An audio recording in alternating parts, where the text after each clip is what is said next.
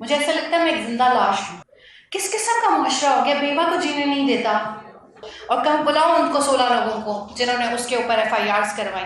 بلاؤ ان لوگوں کو جنہوں نے اس کو سر میں گولی مارنے کی دھمکی دی اور پورا کروایا کینیا کے اندر. کب تک آپ لوگ چپ رہیں گے؟ کب تک ڈر کے رہیں گے؟ مرنا سب نے ایک دن ہے. میرے خلاف کتنی گندی مہم چلائی. میں نے عدت میں شادی کر لی ہے. نہیں کی شادی میں نے.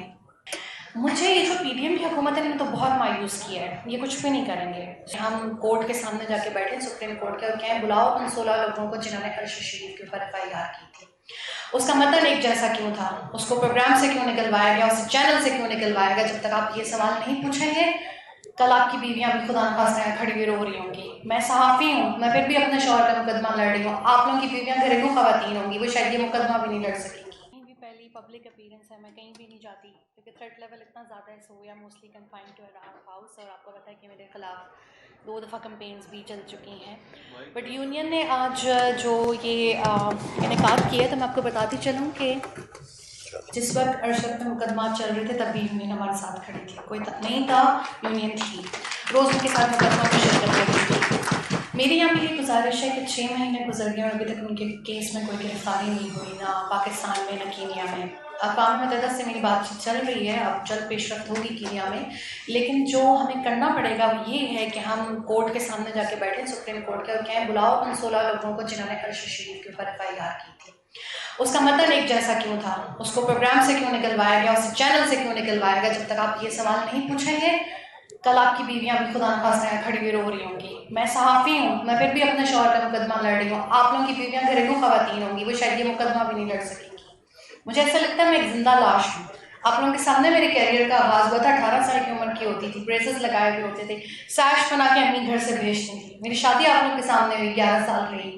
اس کو کھونا بہت تکلیف دہ ہے اور اس کے لیے انصاف لینا اس سے بھی زیادہ مشکل ہے کیونکہ پاکستان میں کیس چل نہیں رہا. ایک لوور کورٹ میں کیس چل رہا ہے. اللہ جانے وہ کس نے کیوں چلایا ہے. ہمیں تو نہیں 4 مہینے سے پتہ نہ ہمارے وکلاء نے بتایا.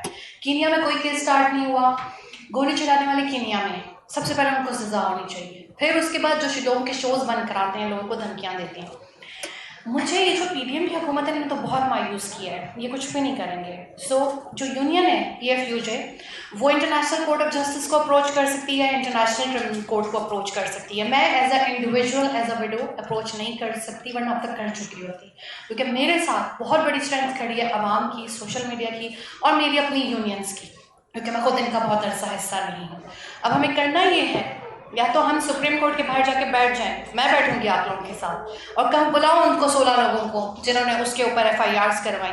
بلاؤ ان لوگوں کو جنہوں نے اس کو سر میں گولی مارنے کی دھمکی دی اور پورا کروایا کینیا کے اندر. کب تک آپ لوگ چپ رہیں گے؟ کب تک ڈر کے رہیں گے؟ مرنا سب نے ایک دن ہے. میرے خلاف کتنی گندی مہم چلائی. میں نے عدت میں شادی کر لی ہے. نہیں کی شادی میں نے. کس قسم کا معاشرہ ہو گیا بیوہ کو جینے نہیں دیتا. میری آپ سب سے گزارش ہے کہ میرا ساتھ دیں. ہمیں کینیا کی طرف کیس کو بھی دیکھنا ہوگا کیونکہ یہ 3 ممالک کے درمیان کیس ہے جس میں UAE انوالو ہے. UAE میں کس نے کہا عرش شریف کو کہ یہاں چھوڑو؟ کون تھا وہ شرطا؟ کون تھا وہ سفارتکار؟ کون بندہ وہاں پر گیا تھا اس کو ڈرانے کے لیے؟ کس کے وہاں پہ گیا تھا؟ کس کے وہاں پہ اس کو وہاں سے نکالا گیا؟ کینیا میں اس کو کیوں بھیجا گیا؟ ملک سے کیوں نکالا گیا؟ یہ تمام سوالات کے جوابات ان 16 FIRs کروانے والوں کے پاس موجود ہیں. کر دیں ان کے پتے پبلک کر دیں. 16 لوگوں کے آپ کے پاس سب کے پاس FIR ہے. پوچھیں ان سے کس نے کہا عرش شریف پہ FIR کرو. کل اس پہ ہوئی تھی, آج آپ پہ ہوگی. آج میں رو رہی ہوں, اللہ نہ کرے کل آپ کے گھر والے رو رہے ہوں. یہ بہت تکلیف دہ ہوتا ہے اپنے کسی پیارے کو اس طرح کھونا کہ اس کے سر میں گولی لگی ہوئی ہو, اس کا سر کھلا ہوا. یہ بہت تکلیف. مجھے جان کے یہ تصویریں بھیجی گئیں کہ میں زندہ مر جاؤں. ہاں میں مری ہوئی ہوں. میں اس وقت بھی مری ہوئی کھڑی ہوئی ہوں لیکن میں اس کے لیے جب تک زندہ ہوں آواز اٹھاتی رہوں گی. اور ہمیں انٹرنیشنل کورٹ آف جسٹس اور کرمنل کورٹ کی طرف دیکھنا ہوگا. اس میں ایز اے انڈیویجول نہیں لکھ سکتی. آپ سب کی مدد کی ضرورت ہے. 2 ادارے کلیم کرتے ہیں کہ ارشد ان کا امپلائی ہے. PFI بھی یہی کہتا ہے, بورڈ بھی یہی کہتا ہے. تو یہ دونوں ادارے چلے جائیں. میں ان کے ساتھ پٹیشن فائل کروں گی. دونوں جا کے وہاں پہ فائل کر دیں پٹیشن. اور تمام مجرمان کو جو پاکستان کے ہیں, وہ جو 2 لوگ UAE کے ہیں اور جو باقی لوگ کینیا کے مجرمان ہیں, ان سب کو نامینیٹ کریں. میں چاہوں گی آپ کے ساتھ, میں آواز اٹھاؤں گی لیکن ول کریں, بہادری دکھائیں, آواز اٹھائیں. آج میرے ساتھ ہوا ہے, اللہ نہ کرے کل آپ کی بیوی بچوں کے ساتھ بھی ہو سکتا ہے. تو اگر آج نہیں بولے نا تو پھر ہمیشہ کے لیے جو ہے وہ سب ختم ہو جائے گا. ارشد کے قاتل پاکستان میں بھی ہیں, ارشد کے قاتل کینیا میں بھی ہیں. اب اگر آپ لوگ میرا ساتھ دیں گے تو میں کر سکتی ہوں. کینیا میں تو جلد پیش رفت ہوگی, کیونکہ میں 6 مہینے سے, جو 4 مہینے کی عدت میں بھی میں نے یہی کام کیا ہے صرف ارشد کے کیسز کے حوالے سے. لیکن پاکستان سے مجھے کوئی فی الحال امید نہیں ہے, کیونکہ حکومت نہیں چاہتی. حکومت نے آج تک ان کو کچھ نہیں کہا, حکومت نے آج تک کوئی خط نہیں لکھا. یہ کیسے جمہوری لوگ ہیں؟ یہاں پہ کتنے صحافی ان کو سپورٹ کرتے ہیں اور کہتے ہیں نہیں نہیں الیکشن مت ہونے دو, ان کو رہنے دو, ان سے بڑا کوئی جمہوریت کا داعی نہیں ہے اس ملک میں. وہ خط ہی نہیں لکھتے آپ کے ساتھی کے لیے. چلیں عارف الوی خط لکھ لیں, صدر ہیں ان کے پاس ہوگا استحقاق. آرمی چیف لکھ لیں, جنرل عاصم منیر, نئی قیادت آ گئی ہے, وہ کہہ دیں کہ بھئی یہ ہمارا بہت بڑا صحافی تھا, کینیا انویسٹیگیٹ کرے. کیا ایک ایٹمی طاقت کینیا جیسے چھوٹے ملک کو بھی اپنے شہری کے لیے حقوق نہیں مانگ سکتی؟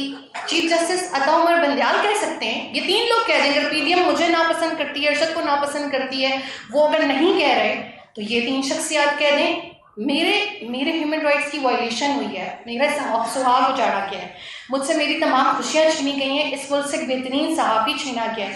آپ لوگ اپنی بیٹیوں کے ساتھ ایسا سلوک کرتے ہیں, آپ لوگ اپنی بہوؤں کے ساتھ ایسا سلوک کرتے ہیں کہ انہیں زندہ درگور کر دیں اور بعد میں انہیں انصاف بھی نہ دیں, اور اگر وہ کوشش کریں تو ان کے خلاف گندی مہمات چلا دیں.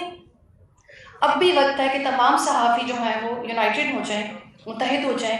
اور میں ایک بار پھر سب کا شکریہ ادا کروں گی کہ آپ لوگوں نے آج عرش شریف کا دن جو ہے وہ سیلیبریٹ کیا. اللہ تعالیٰ ان کے درجات جو ہے وہ بلند کرے. اور یہاں جتنے مقررین کو میں نے سنا اور جتنے لوگ آئے ان سب کا بھی بہت شکریہ. Thank you.